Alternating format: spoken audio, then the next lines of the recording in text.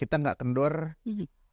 menaikkan minat baca orang Indonesia. Maksudnya memang makin concern, makin in-depth menulis buku sekarang memang karena ya itu lebih ada waktunya yang lebih banyak dibandingkan dulu.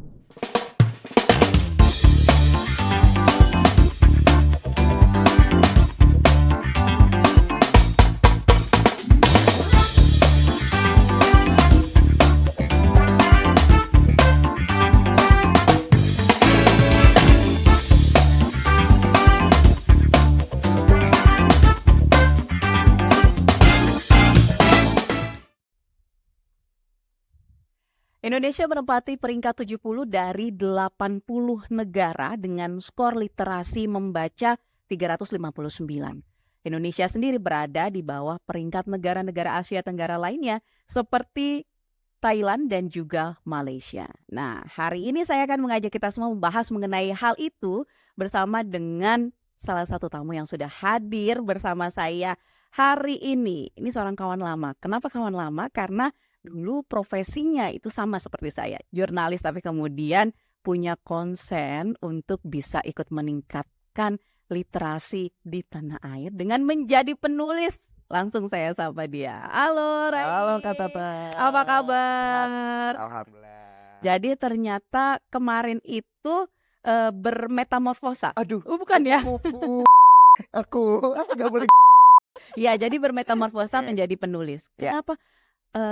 Kenapa memilih berganti profesi dari jurnalis terus kemudian ke penulis? Oke, sebenarnya nggak ganti profesi ya, karena emang kalau nulis buku udah lama gitu kan, dan dari kecil juga udah suka nulis, dan udah beberapa karya aku yang diterbitin dulu tuh di majalah Bobo gitu, nulis kayak bikin tulisan diterbitin, ditayangin di sana, rilis di sana gitu. Terus belakangan aku jadi suka nulis buku, dan jurnalis itu kan juga nulis ya Iya, gitu. sama ya. Jadi kayak emang gak banting setir juga, emang profesinya sama, kegiatannya nulis juga gitu. Cuman memang sekarang lebih concern, memang kebetulan waktunya lebih banyak juga untuk bikin buku gitu kan. Jadi akhirnya sekarang alhamdulillah selesai, jadi ada satu buku baru juga untuk dirilis tahun ini. Oke. Gitu. Tadi jurnalis itu sama-sama menulis, ya kan? Penulis buku juga sama-sama menulis. Tapi kenapa milihnya nulis buku? Emang masih yakin begitu? Ada yang baca buku?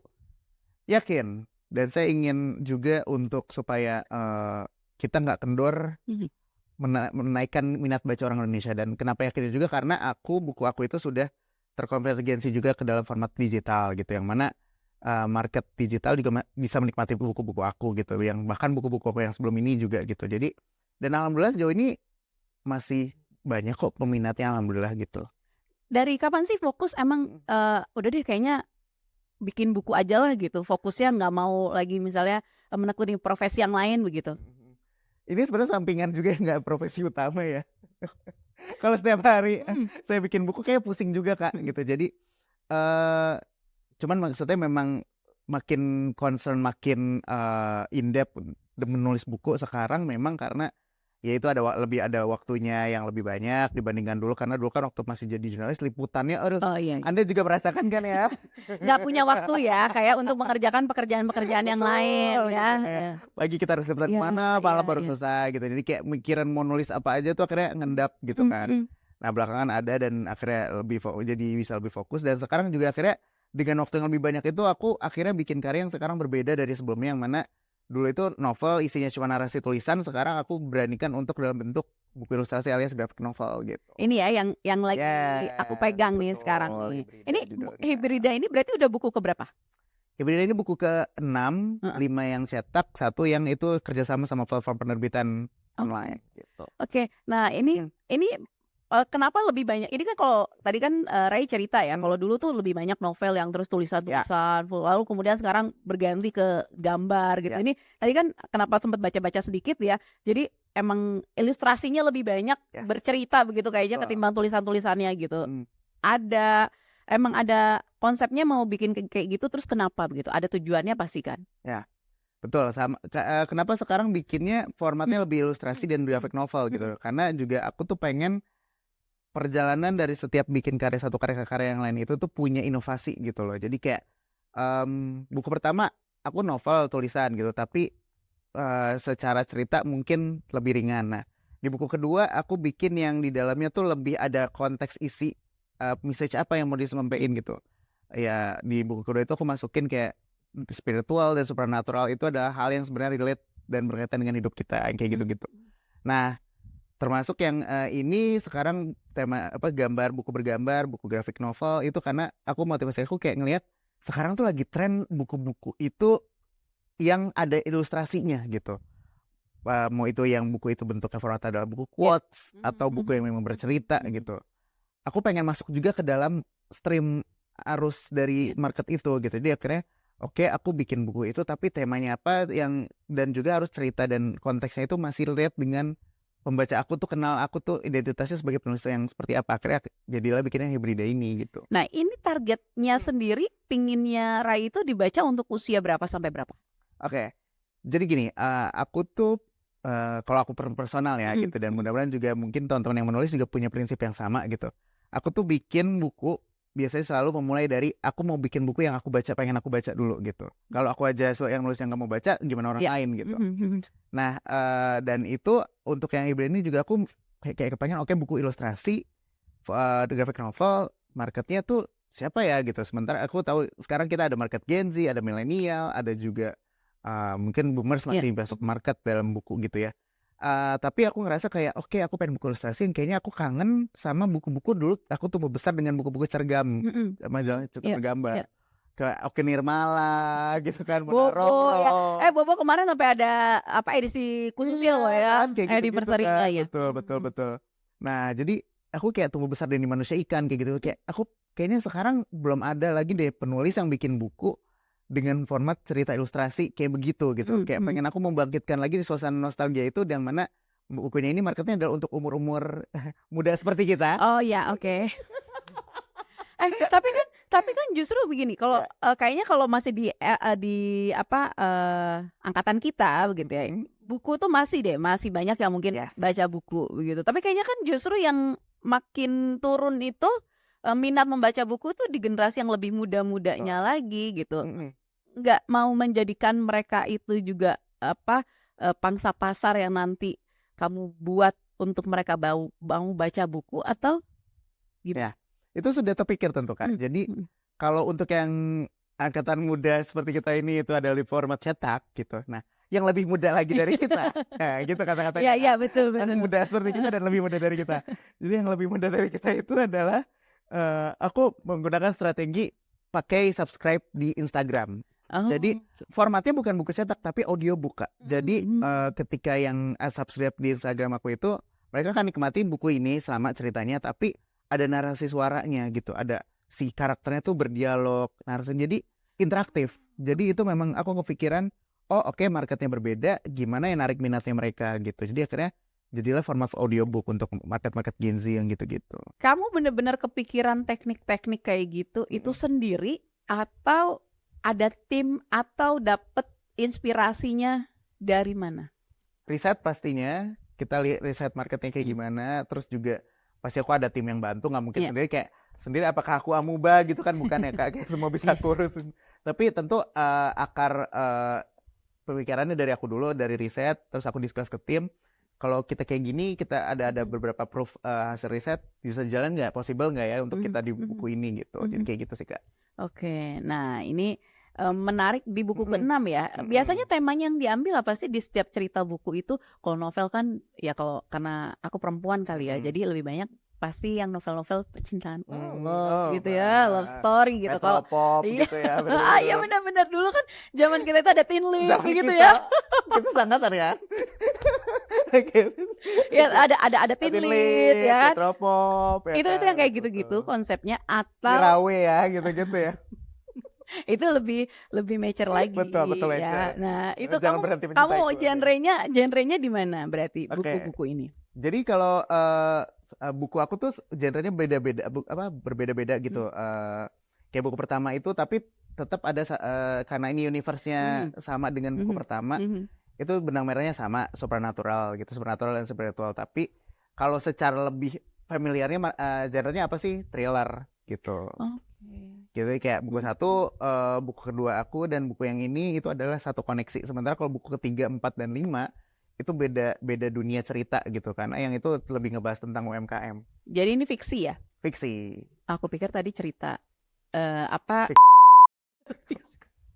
itu nyebut merek loh ya. Mudah-mudahan nanti masuk ya. Jangan maksudnya. Tapi kenapa ini menariknya begini kan dia judulnya hibrida. Aku pikir tuh tadinya juga awalnya adalah soal konsep menanam. Betul. Banyak yang terkecoh apakah ini tentang jagung kah? Ya kan gitu. beras kah? Tapi ternyata di belakangnya kan tulisannya begini ya, setiap orang memiliki sisi gelap yang tak terungkap. Ya, nah, mampukah Mima lari dari takdir yang paling kelam dalam hidupnya? Sisi gelap kata apa sih? Iya. Kenapa terpikir maksudnya ngangkat konsepnya itu dari tiap orang punya sisi gelap gitu. Tapi terus kemudian kan ini kamu mau bikin, maksudnya gini, cerita ini nanti menceritakan soal apa gitu. Oke, sebenarnya terpikir awalnya adalah kayak aku kepikiran kayak banyak interaksi sama orang-orang di sekitar aku gitu, terus kayak banyak yang tiba-tiba curhat cerita gitu, kayak ternyata dia tidak se-fun di luarnya. Ternyata dia ada banyak orang yang punya rahasia-rahasia gelap yang dia hanya bisa nyaman untuk share ke orang lain gitu, yang ternyata ketika kita tahu, oh begitu ya, segelap itu kehidupan kamu ya gitu. Nah akhirnya aku kayak kepikir, oh mengangkat, mungkin itu relate dengan orang-orang yang selama ini banyak yang tidak jujur pada dirinya sendiri tentang sisi gelap diri dia sendiri, yang bahkan dia tidak kenal diri dia sendiri. Jadi yang kayak gitu, dan aku kaitkan dengan dunia supranatural yang selama ini aku memang angkat ke buku-buku sebelumnya gitu. Tapi emang kamu mempelajari dunia supranatural itu? Aduh, cing salah jadi apa gitu ya. Ya jadi enggak, maksudnya ya kan kalau dulu nih misalnya begini, kita pada saat jadi jurnalis kan menulis itu fakta ya kan, apa yang kita lihat, apa yang kita tahu ya kan, apa yang kita informasi apa yang kita punya begitu, lalu kita tulis. Nah, tapi kalau bikin kayak buku-buku cerita semacam ini, dapat infonya, dapat ininya dari mana? Misalnya apalagi dunia supranatural, makanya kamu mempelajari itu kah gitu?